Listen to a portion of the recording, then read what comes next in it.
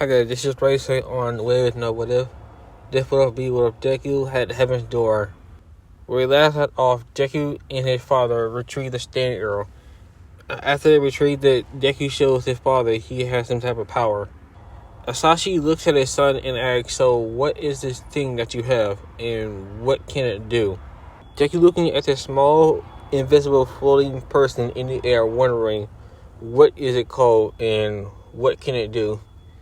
Since he doesn't have full control of his stand begins to speak and tell him. His stand tells him that he doesn't have a name, but what he can do is write commands in someone, able to increase his drawing skills, and also able to take memories away.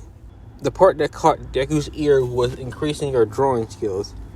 Now, Deku draws a pretty good picture, but the only problem is that he doesn't draw them as fast as he wants them to be. So his stand tells him, well, I can increase it, meaning make it more detailed, or make the same drawing but faster. Now, before we jump back into the story, I got 3 things to say. If you guys are wondering why am I giving Deku his ability to increase his drawing capabilities, well, if that's not Rohan's stand ability, part of his stand ability, this is what Deku's Heaven's Door would be like. Now, the third thing is, why can his stand talk? Well, I was trying to figure out why Trish's stand could talk for a certain period of time, and I thought it was because she didn't have full control of it. If it's not the case, you can guys type that down in the comments. Now, I was wondering, since Deku has the arrow now, should Deku be able to get Heaven's Door Requiem, or should he give his father a stand as well? If so, what stand should he get, and from what part, and what can it do? But if you guys choose for Deku to get the Requiem stand, if so, what would his Requiem ability be like? Would it be related to his other abilities, or not? Alright, now let's get back to the story. After hearing his drawing capabilities have been increased, he begins to write down. And he sees that his drawing has been improved, seeing that the most time when he messed up on a certain drawing is no longer there. And plus, he can also draw it faster as well. After Deku walks closer to his father, wants to test out his other ability, he figures out how to do it and begins to flip through his father like a notebook, reading all of his memories. Deku looks at his father and tells him, okay, I'm going to read off what you did the rest of the day before you met up with me. I want you to tell me if I'm right or wrong. After his father tells him, okay, he begins to list off everything he did. Once Deku begins listing off everything that Asashi did, he basically tells his son everything you just said was true. After seeing what his stand can do, he tells his father, so that means if I meet the right requirements, I can read through people's memories. Asashi looks at Deku and tells him, hey, you can make a pretty good hero with this quirk in quotations. Deku looks at his father and tells him, I'm not sure, I can't fight villains with this. I can't help the heroes at all. Asashi looks at his son and tells him, of course you can. Do you know that some heroes don't usually be in the fighting? Some of them are used for interrogation, which your quirk is good for. Deku looks at his father and tells him, so you think I could become a hero with this? Asashi tells him, what if All Might brought someone in to interrogate him? What is he gonna do? Punch him? He can't kill him. He needs information, and no matter what he does, he's not gonna get it. But if you brought them in, or someone else brought them in to you, you can just take their memories out if you can. Think about it. You can be a pretty good hero. Sure, you might be able to punch him, but with that ability, is really useful, Deku. Before Deku can say anything, Asashi tells him also, it's less violent. You don't have to hurt the person. Just copy down what they remember, if you can. Deku gets a smile on his face and tells his father, thank you. I really needed that. Asashi pats his son on the head and tells him you're welcome. He begins to walk out of his room and tells his son, remember, some heroes' quirks don't allow them to have any physical capabilities. There are some, and you might meet them someday. Before Asashi closed the door, he basically opens it back up and tells him, what if your mother became a hero? What can she do? Levitate small objects to her. She could be a pretty good hero if she puts in the work. And guess what? She can't run really fast. She can't jump high. She can't take enough hits. Deku basically tells his father, alright, I get it, and has a smile on his face. And begins to write down, wondering what else his stand can do. Deku continues to ponder, wondering what else can his stand do, and what shall he call it. While night time begins, Deku is still pondering about what shall he call this thing, since eventually he will have to give it a name and say it's a quirk, but he doesn't know, so he begins to sit up on his bed and continue to write down in his notebook certain names.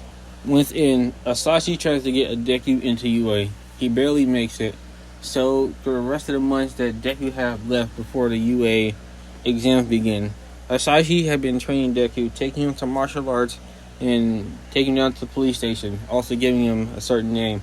While his Deku was drawing, he begins to listen to music, some old music, until he finds a certain song that sounds interesting, called Knocking on Heaven's Door. While Deku was listening to this song, his father basically walks up to him, that's a pretty good song right there. Deku thinks so, and he begins to look at his stand for a few seconds. After that, he looks at his phone and he sees the name of the title. He looks at his stand again and says, "Why don't I call you Heaven's Door?"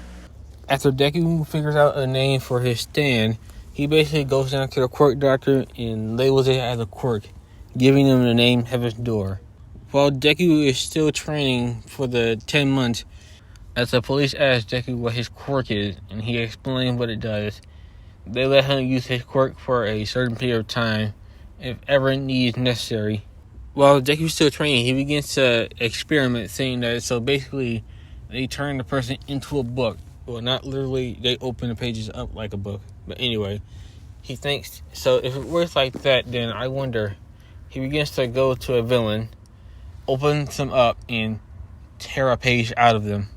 After Deku tears the page out of the villain, he begins to read the paper that he took from him, after he used his stand to close him back up, basically asking about this certain events. The villain basically looks at Deku and wondering what is he talking about, and Deku saying so Deku's wondering, saying, is it possible that I could possibly take memories away? If so, how many memories can I take? Deku wants to know this, but he's not that desperate to find out. Deku really wants to know this, but he does not want to basically try to torture someone just to find out, because he doesn't know what type of effect it's going to have on them. Now, Deku basically is continuing thinking so he can take memories away and read them like a book. So, what happens? Is it possible that I could write in them? Since they work like a book and you take a page out, that means that their memories are gone. So, is it possible I could rewrite them or somehow? During his 9th month of training, Deku got more confident with his quote-unquote quirk that he has. Basically realizing that he can probably use it at home since it's not that destructive. Deku basically never tested out is it possible he can write certain things into someone. So he begins to do this, walk into the living room and just sit down on the couch. Basically using Heaven's Door and looking at his mother. Deku uses his stand and basically writes in saying that she saw her son shirtless. It's something simple and easy to do. After Deku done writing it, he basically stopped using the ability and quickly takes his shirt off. Inko basically looks at Deku and tells him, if you're going to walk around the house, at least put a shirt on. After Deku realizing that it is possible he could write in someone, he basically tells his mother, sorry about that, I'll put my shirt on right away.